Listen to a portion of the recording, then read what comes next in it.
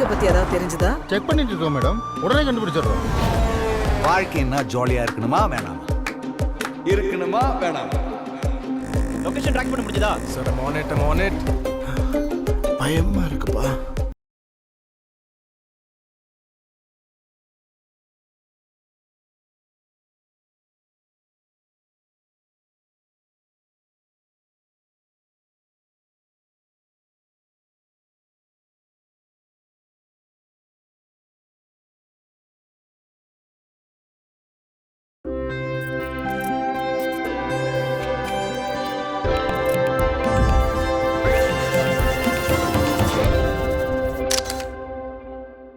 வணக்கம், நான் உங்கள் ராகவ்குமார். இது தீபி ஆதிர்கள். மீண்டும் ஒரு விமர்சனத்தில் உங்களை சந்திப்பதில் மகிழ்ச்சி. நாம் இப்போ பார்க்க போகிற படம் வந்து சுதீர் சங்கர் அவருடைய டைரக்ஷனில் வந்து நம்ம ஃபஹத் பாசிலும் நம்மளுடைய வடிவேலும் நடித்த படம். வடிவேலு மறுபடியும் ஒரு கம்பேக் கொடுத்துருக்காரு. ரொம்ப செலக்டிவான படத்தில் நடிச்சிருக்காரு. இந்த படத்துலையும் அவர் வந்து நடிச்சிருக்காரு. இவரோட பேர் ஃபஹத் பாசிலோட பேர் வந்து தயாளன், அவரோட பேர் வந்து வேலாயுதம் பிள்ளை. ஸோ இவங்க ரெண்டு பேரும் இதுதான் இந்த படத்தினுடைய முக்கியமான கதாபாத்திரங்களாக நடிச்சிருக்காங்க. இது என்ன கதை, எங்கேருந்து ஆரம்பிக்குது அப்படின்னு பார்த்தீங்கன்னா, சில வீடை நான் கூப்பிடுற மாதிரி தோணும். அப்படி இருக்கிற வீட்டில் தான் நான் ஏறுவேன். நான் எப்போவுமே யோசிப்பேன், இந்த ஆகாயத்தில் பறக்கிற கொக்குக்கு எப்படி தண்ணிக்கடியில் வாழ்கிற மீன் சாப்பாடை வந்துச்சு. என்னமோ ஒரு கனெக்ஷன் இருக்குது. அந்த கனெக்ஷன் ஓப்பனிங் சீனில் வந்து நம்ம நாகர்கோவில் ஜெயிலில் இருந்து வெளியில் வர்றாரு நம்ம ஃபஹத் பாசில். அவர் வந்து இந்த மாதிரி திருட்டு வேலைகள் பண்ணிட்டு ஜெயிலுக்கு போயிட்டு வெளியே வர்றாரு. வந்த உடனே இவர் கை சும்மா இல்லாமல் திருட்டு வேலைகளை ஆரம்பிச்சிடுறாரு. அப்போ அவர் என்ன பண்ணுறாரு, ஒரு வீட்டை வந்து அவர் நோட் பண்ணிக்கிட்டே இருக்கார். ஒரு பங்களா மாதிரி ஒரு வீடு வச்சுக்கோங்களேன், இந்த வீட்டுக்குள்ளே போய் திருடணும் அப்படின்னு பிளான் பண்ணுறாரு. வீட்டுக்குள்ளே போய் பார்த்தா திருடுறதுக்கு போனவர் உள்ள வடிவேலு யாரோ சங்கிலியால் கட்டி போட்டிருக்காரு. அப்போ வடிவேலு சொல்கிறாரு, நான் வந்து ஒன்றும் மனநல பாதிக்கப்பட்டவன் தான் கிடையாது, ஆனால் நான் வந்து அடிக்கடி ஞாபக மருதி கொண்டவன். அதனால் என் பையன் வந்து இந்த மாதிரி கட்டி போட்டு போயிருக்கான், நீ வந்து என்னை கழட்டி விடு, அவுத்து விடு, நான் வந்து உனக்கு வந்து பணம் தர்றேன் அப்படிங்கிறாரு. சார் எங்கே போனா? திருவண்ணாமலையில் ஒரு ஃப்ரெண்ட் இருக்கான். ஓ, நான் அங்கேயே போகிறேன். பைக்கில் போகலாமா சார்? வாங்க சார், ஜாலியாக இருக்கும். எனக்கு கொஞ்சம் ஞாபகம் மருதி, அல்சிமெஸ். பண்ணல வேற நாங்கள் பைக்கில் திருவண்ணாமலைக்கு போயிட்டு இருந்தோமா. நான் எதுக்குப்பா திருவண்ணாமலைக்கு போனா? நேற்று நைட்டு கூட கரெக்டாக என்டர் பண்ணீங்களே. இது சரிப்பட்டு வராது. அவர் சொல்கிறாரு, நீ என்னை நம்பு. எப்படி உன்னை நம்புறதுன்னு கேட்குறா. என்னை நம்பு, நானே அவங்க கூட வர்றேன்.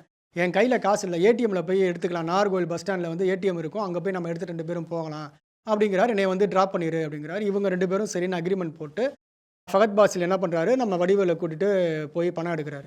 பணம் எடுத்த உடனே அவங்க என்ன பண்ணுறாரு, இவர் அக்கௌண்ட்டில் நிறைய பணம் இருக்கிறதா பார்க்குறாரு. ஒரு 20 லட்சம் வரைக்கும் இவர் அக்கௌண்ட்டில், வடிவேலு அக்கௌண்ட்டில் பேலன்ஸ் இருக்குது. இதை அவர் நோட் பண்ணிடுறாரு. இந்த இவ்வளோ பெரிய பணக்காரருடைய பணத்தை நம்ம எடுக்கணும் அப்படின்னா என்ன பண்ணணும் அப்படின்னா, இவருக்கு ஞாபக மருதி வியாதி இருக்குது, இதை நம்ம யூஸ் பண்ணி இந்த பணத்தை முழுவதும் நம்ம எடுக்கணும் அப்படின்னு இவருடைய பிளான் பண்ணுறாரு. பிளான் பண்ணவர் என்ன பண்ணுறாரு, வாங்க நீங்கள் எங்கே போகணும் அப்படின்னு கேட்குறாரு. அதெல்லாம் ஒன்றும் வேணாம், என்னை நாகர்கோவில் பஸ் ஸ்டாண்டில் ஏற்றி விட்டுரு அப்படிங்கிறார். இல்லை சார், நான் வந்து உங்களை இறக்கி விடுறேன், எங்கே போகிறீங்க அப்படின்னு கேட்குறாரு. நான் திருவண்ணாமலை போகணும் அப்படிங்கிறாரு. சரி வாங்கன்னு சொல்லிட்டு நாகர்கோவிலேருந்து இவர் திருவண்ணாமலைக்கு போகிறாரு.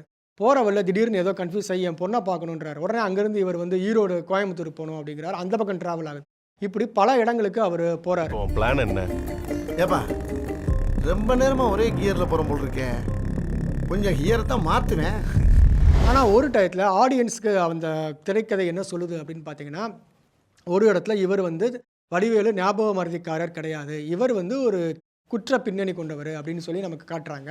அவர் வந்து சில கொலைகள் பண்ணுறாரு அப்படிங்கிறத காட்டுறாங்க. இது வந்து ஃபஹத் பாசில் கடைசி வரைக்கும் கண்டுபிடிக்கல. ஆனால் ஒரு டயத்தில் வந்து அவர் கண்டுபிடிக்க முயற்சி பண்ணுறாரு.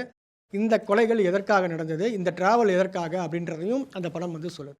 இந்த படம் பார்த்தீங்கன்னா, இது வந்து ஒரு ட்ராவல் வழியாக நடக்கக்கூடிய ஒரு கதை. இந்த ட்ராவல் வழியாக 2 பேர் வேறு இடங்களில் இருக்கக்கூடிய 2 பேரும் ஒரு சந்திக்கக்கூடிய ஒரு படம். இது வந்து நல்லா இருந்தது. அதாவது எப்படின்னா, ஒரு ட்ராவல் வந்து ஸ்லோவாக ஆரம்பித்து தமிழ்நாட்டுடைய எண்டிலிருந்து ஆரம்பித்து அப்படியே பாதி தூரம் வந்து மதுரையை தாண்டி இந்த பக்கம் வந்து திருப்பியும் வந்து கோயம்புத்தூர் வந்து திருவண்ணாமலைக்கு வந்து இப்படி வந்து கதை போச்சு.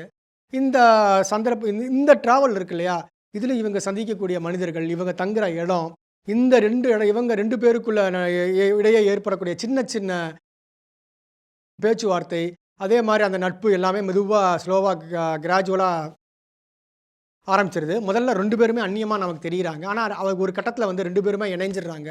ரொம்ப அதெல்லாம் வந்து டைரக்டர் நல்லாவே ஒர்க் அவுட் பண்ணியிருக்காரு அந்த படத்தில். நல்லா இருக்குது. அது அவங்களோட நட்புங்கிறது ஒரு ஃபீல் குட்டாக இருக்குது. ஒரு வயதான பெரியவரும் ஒரு இளைஞரும், ஒரு 30 வயது இளைஞரும் ஒரு 55 வயது ஆளும் வந்து ஒரு நட்பாக இருக்காங்க அப்படிங்கிறத அந்த ட்ராவல் வழியாக காட்டுறாங்க. எதுக்கு என்னையவே முழுசாக மறந்துடணும்னு பயமாக இருக்கு. பொறுமையாக போயிட்டுருக்கேன். எப்போ என் கண்ட்ரோல் போக போகிறதுன்னு எனக்கே தெரியல. இவர் ஒரு திருட்டு யமாகாவை வந்து திருடிட்டு வந்து யமாகா வந்து ஓட்டுறாரு. ஃபகத் பாசில் அந்த வண்டியும் ஒரு ஒரு கதையின் பாத்திரமாக படத்தில் வந்துக்கிட்டே இருக்குது. எல்லாமே சரி. ஆனால் இந்த படத்தில் வந்து த்ரில்லர் ஜேனர் அடிப்படையில் இந்த கதையை கொண்டு வர ட்ரை பண்ணியிருக்காங்க. த்ரில்லர் ஜேனராக இந்த படம் வந்து நம்மக்கிட்ட நிற்கலை. ஏன் நிற்கலை அப்படின்னு பார்த்தீங்கன்னா, எவ்வளவோ த்ரில்லர் படங்கள் நம்ம பார்க்குறோம். இப்போது ஒரு குற்றம் நடந்தால் அதில் வந்து ஒரு ஒரு இன்றைக்கி இருக்கிற காலகட்டத்தில் ஒரு சிசிடிவியோ இல்லை வந்து செல்ஃபோனில் எடுத்த விஷயமோ வந்து பெரிய தடயமாக இருக்குது நமக்கு பார்க்குறோம். இன்றைக்கி சாதாரணமாக ஒரு நியூஸில் ஒரு அரை மணி நேரம் பார்த்தா கூட சிசிடிவி மூலமாக என்னென்ன தப்பு செஞ்சாங்க, யார் எங்கே திருடினாங்க, ஒரு இடத்துல ஆக்சிடென்ட் நடந்ததெல்லாம் நம்ம பார்க்குறோம்.